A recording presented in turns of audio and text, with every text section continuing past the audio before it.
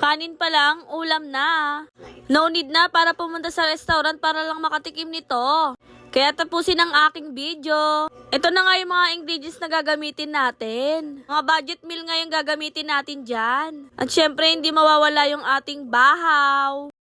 Gumamit na nga ako dito ng butter. Una ko na nga lulutuin yung ating mixed veggie. At kapag naluto na ito ay ating set aside muna. Sunod ko na isasalang yung ating beef loaf. Hiniwa ko lamang ito ng pa-cubes. At kapag naluto na ulit ito, ay set aside ulit natin. Gamit ulit ng butter. Nagisa na nga ako dito ng 1.5 puso ng bawang. At hayaan lamang ito mag golden brown. Then gigisahin na natin yung ating hipon. At kapag naging orange na ito, ay sunod na natin yung ating bahaw. Haluin. Lagyan natin ito ng pampalasa.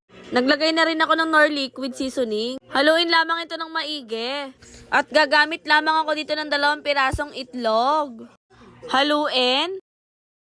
Hanggang sa maging buwagag ang kanyang texture.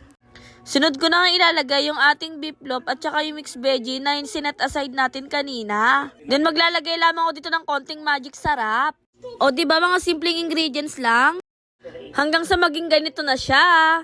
Ready to eat na yan. Grabe mga ka-friends, sobrang sarap nito kaya itry nyo na. Thank you for watching. Babu!